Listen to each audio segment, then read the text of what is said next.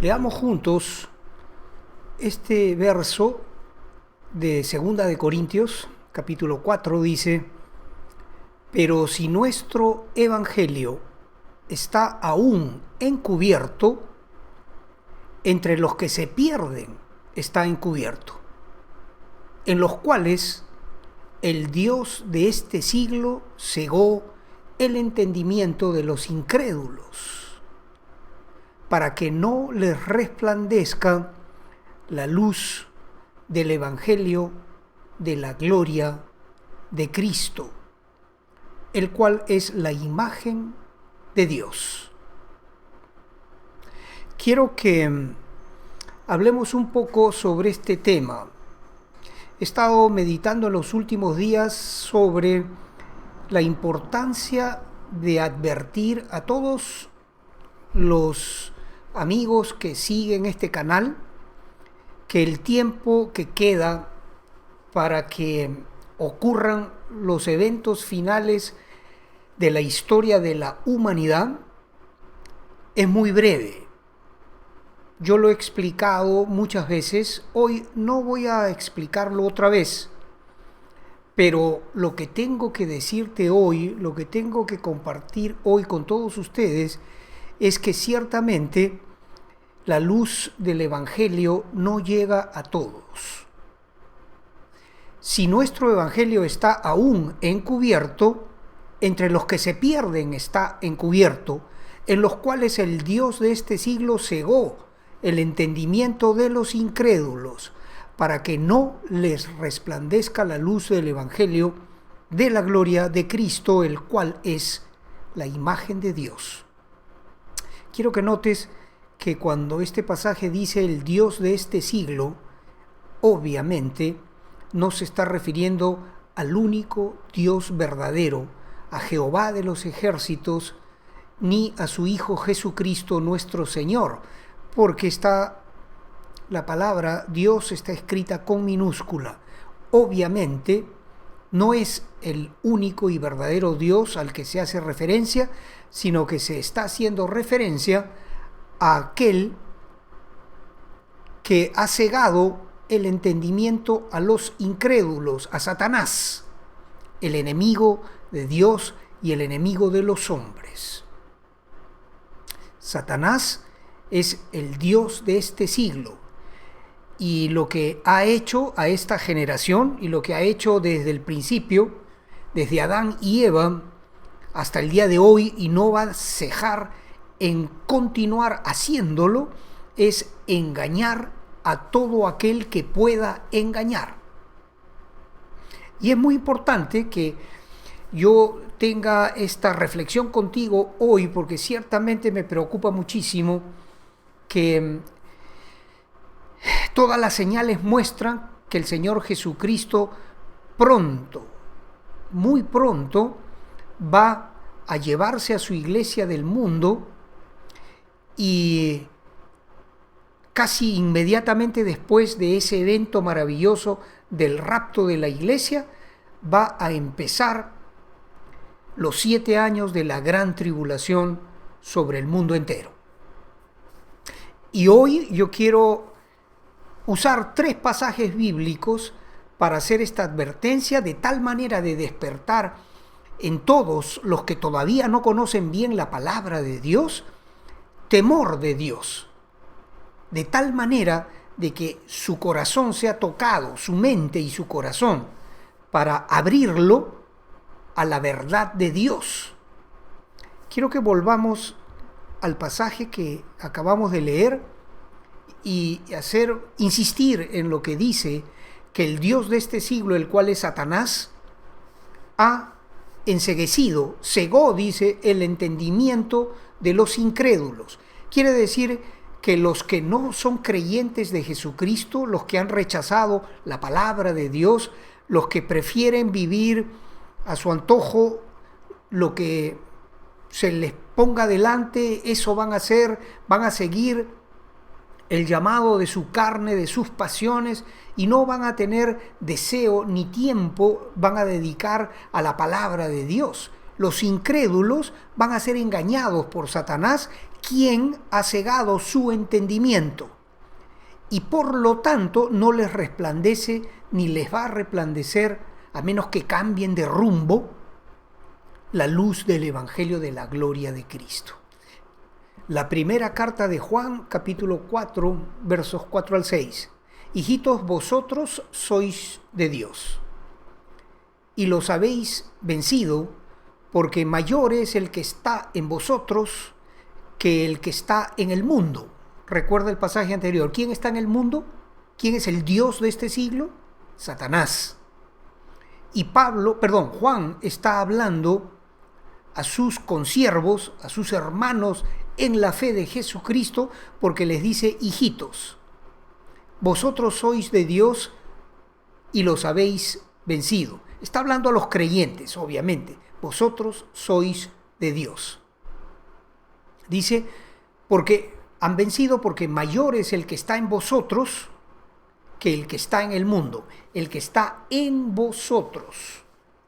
Nosotros tenemos el Espíritu Santo de Dios morando en nuestro corazón, porque la palabra lo dice. Dice que somos el templo del Espíritu Santo. Por eso es que Juan puede hablar de esa manera. Vosotros sois de Dios y habéis vencido a Satanás y al mundo, porque mayor es el que está en vosotros, mayor es el Espíritu Santo de Dios que Satanás que está en el mundo. Ellos son del mundo. Pon atención a esto que sigue. Ellos son del mundo, por eso hablan del mundo y el mundo los oye. Nosotros somos de Dios. El que conoce a Dios nos oye.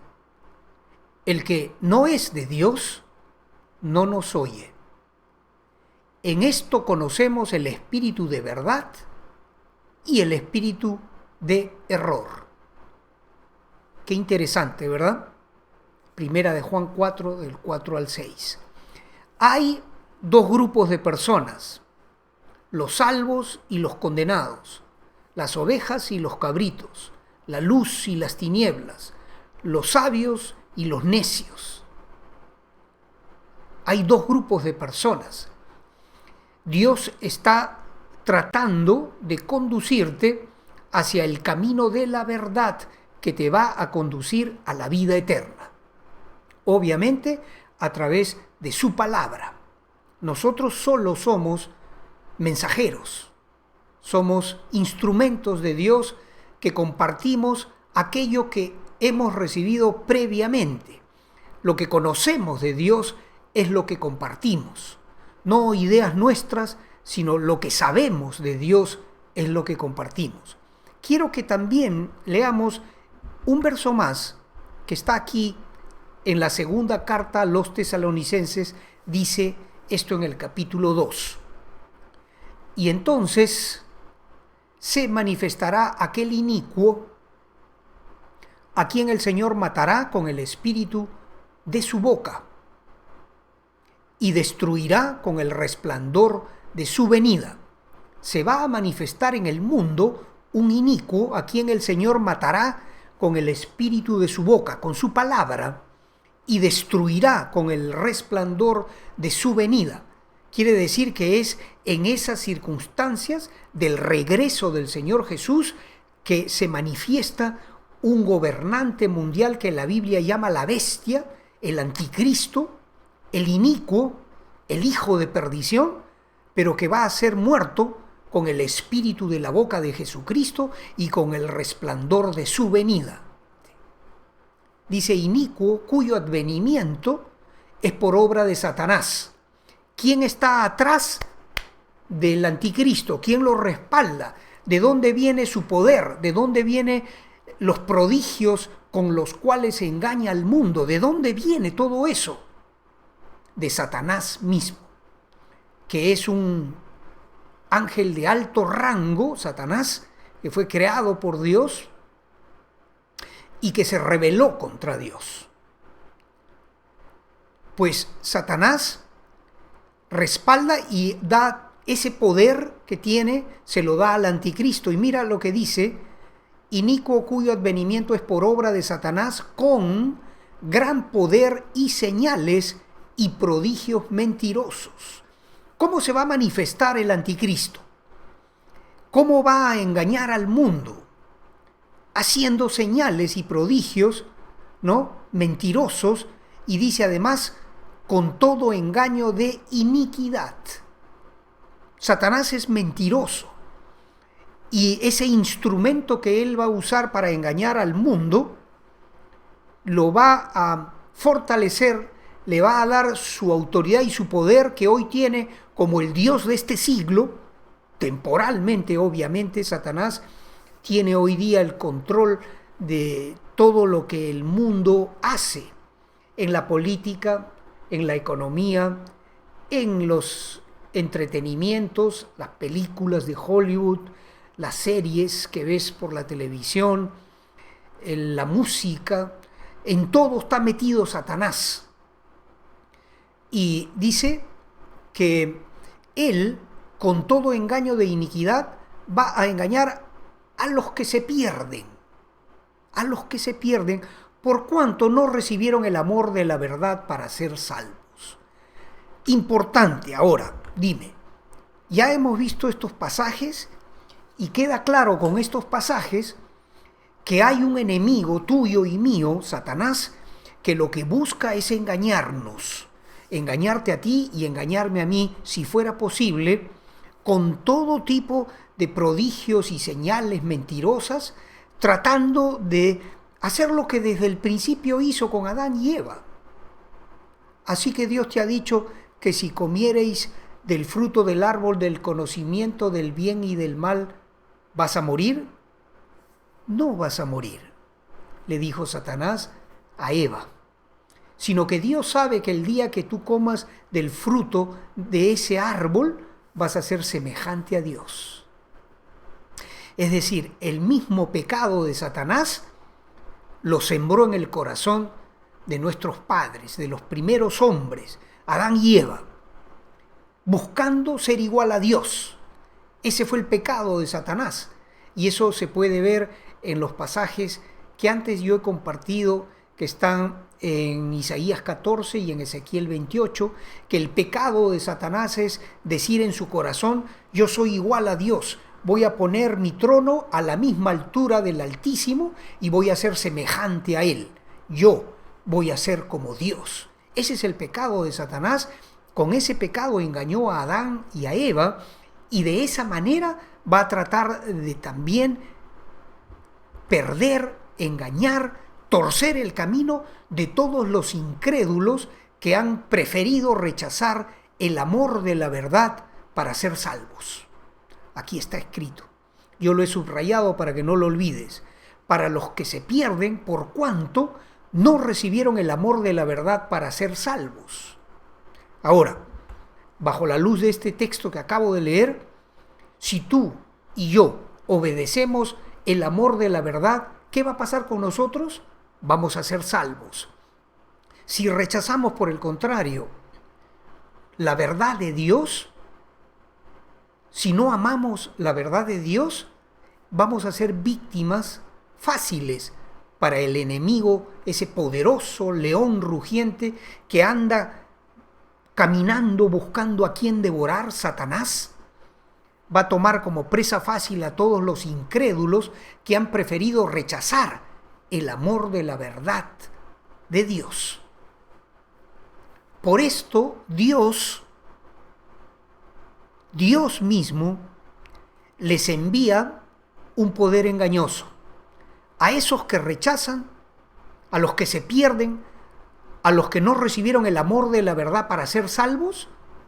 Dios les envía un poder engañoso, porque ciertamente es el juicio de Dios, es el castigo a todos los que rechazan su verdad, a todos los que menosprecian el señorío y el amor de Cristo, quien no estimó el ser igual a Dios como cosa a que aferrarse, sino que despojándose de su divinidad, se hizo hombre y se hizo siervo y obediente hasta la muerte en la cruz, con tal de que tú y que yo podamos ser salvos de nuestros pecados. Pero hay hombres y mujeres que han rechazado el amor de la verdad de Cristo y han preferido burlarse, no hacer caso, burlarse de nosotros los que compartimos la palabra. Pero eso no nos afecta, porque en realidad la burla no es contra nosotros. Si alguien se burla de mí, yo no me preocupo, no me afecta, porque lo que yo comparto no es mío, es del Señor, es de Dios. Yo lo he recibido hace muchos años y camino en esa verdad. Si alguien rechaza el amor de esta verdad, no me está rechazando a mí, sino está rechazando al Dios de los cielos. Y por eso, por ese grave pecado de insultar el amor de Dios, Dios mismo les envía un poder engañoso para que crean la mentira, a fin de que sean condenados todos los que no creyeron a la verdad. Qué serio es este asunto. Que el propio Dios nuestro les envía a todos ellos que rechazaron una y la segunda y tercera y cuarta vez todos los intentos que Dios ha hecho para hablarles la verdad de su evangelio, pues van a ser rechazados por Dios y a ellos se les va a enviar un poder engañoso. ¿Para qué? Para que crean esa mentira que Satanás va a traer, a fin de que sean condenados todos los que no creyeron a la verdad, sino que se complacieron en la injusticia. Porque la condenación no es tanto por el pecado en sí, es decir, Dios no va a castigar a los hombres por con cuántas mujeres se acostaron, cuántas veces se emborracharon, cuánto dinero robaron, cuánta violencia ejecutaron, sino que Dios va a hacer una pregunta a todos nosotros cuando comparezcamos ante el tribunal de Cristo. ¿Qué hiciste con mi Hijo Jesucristo, a quien yo envié al mundo como el Salvador de los hombres? ¿Cómo lo trataste? ¿Qué hiciste con su nombre? ¿Lo recibiste en tu corazón? ¿Creíste en la verdad? Porque Él es el camino, la verdad y la vida. Pero ese es el Evangelio. Y es eso lo que tenemos que predicar. Yo soy consciente de que esto es fuerte, de que esto no es agradable, pero es la verdad de Dios. Y a eso nos dedicamos, eso hacemos. Y ese es el encargo que hemos recibido de parte de nuestro Dios. Hablar su verdad.